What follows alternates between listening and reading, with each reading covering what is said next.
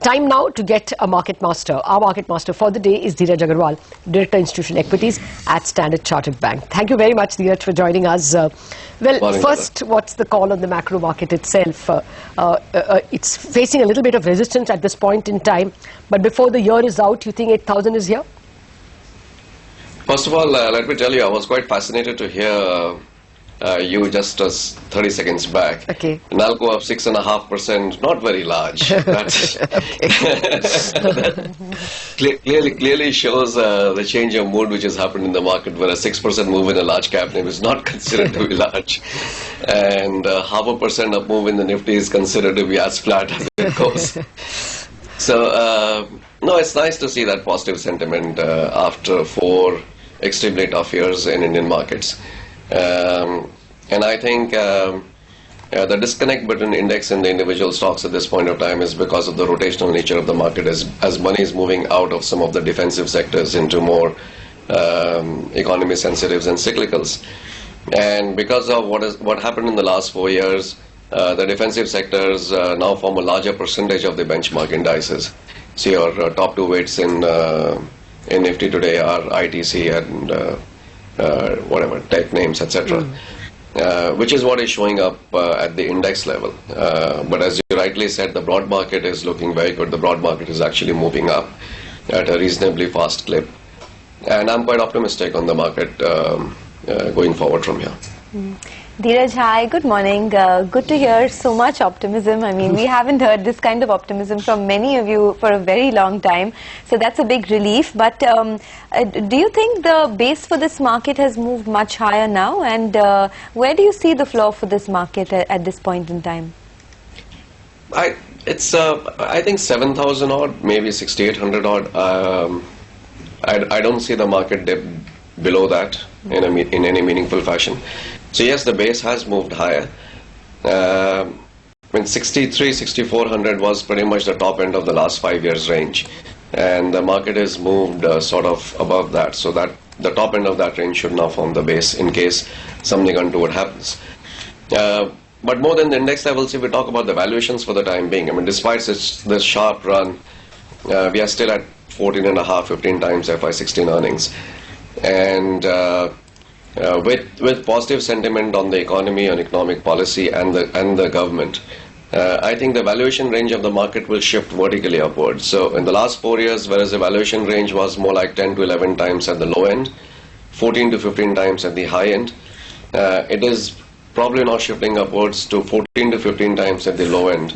And at the high end, 1 or 2 years out, we can scale back to 18, 19 times as well if things go right. So the moment you start thinking like that, I mean, anything below 7,000 looks unsustainable. Okay. Yeah, I can imagine. And we have only spoken valuations. We have not yet spoken earnings growth. How are you looking at the earnings growth revisions? What is the FY14 picture? Sorry, FY15 picture? And more importantly, FY16, since you're actually talking about 16 valuations. See, 15, there won't be much change. Whatever the government does at this point of time, there could be a sentiment change. There could be a little bit of positive impact on few businesses purely because of the sentiment drive. For example, people who are not spending start spending again. Companies which have put their capex plans on hold can start reviving that in the near future itself. But will that impact the FY15 earnings estimates in a huge manner? I doubt it. So the bulk of the change which actually happened in FY16, maybe it's a bit early to call, but I think, again, whether it happened in 16 or maybe slightly back-ended, second half 16, starting 17, my view is, if you look at a slightly longer-term horizon, if we think the government can deliver, which means at least from FY16 or 17 onwards, we should start expecting a 7% kind of GDP growth. Add 6 or 7% inflation, that's 13-14% top-line growth. Add some margin expansion, and we should be able to see 16 to 18% sustainable earnings growth for the market for 4 or 5 years. And that picture is, I think, more important than trying to figure out whether the inflection point is FY15 or 16 or first half 16 or second half 16 at this point. So where does one really put their money now in terms of individual stocks, Dhiraj? Because when you look at the way these stocks have moved, I mean, infra stocks are up 80-90% this year, banks are up 50-60% this year. You get a bit nervous, you know, that whether you've missed the bus already. Where do you put money now? You know, banks, most of the banks, most of the private sector banks, with the exception of probably HDFC Group, even after rising 40-50% this year, is just about at or slightly higher than the high seen in 2007, and it's been 7 years. Most of the public sector banks, despite rising 50-70% from the lows, are probably still 30-50% off their highs.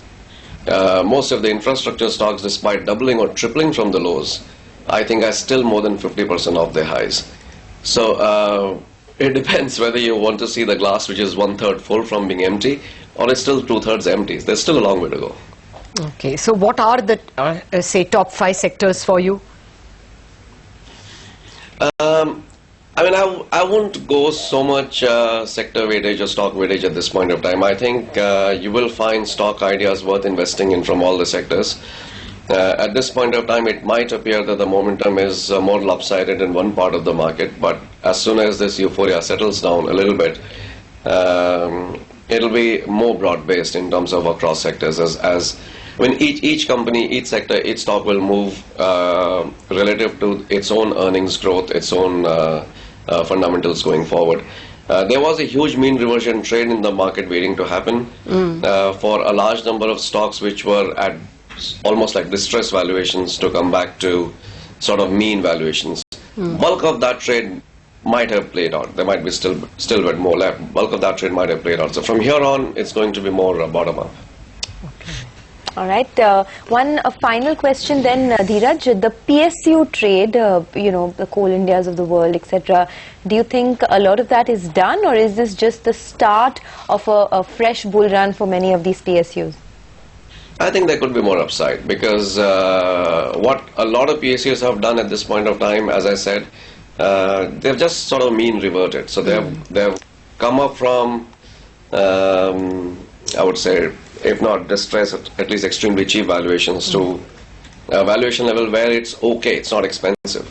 But from here on to move any further, what the government is giving initial signals that PSUs will be given more autonomy, will be made more efficient, there will be less government interference, they'll actually function more like business enterprises. If those things happen, then the valuations can move up even higher going forward. So I think there could be more to come. Yes, sir. More from the government is what all of us are waiting for, and we will certainly touch base with you as and when we get at least the first bunch of announcements from the government. This is still a hope trade. Well, Dhiraj Agarwal, it was a pleasure speaking with you, but we are taking a rain check to call you back when we get the first bunch of announcements. Thanks a lot for joining us. Thanks. Okay, more market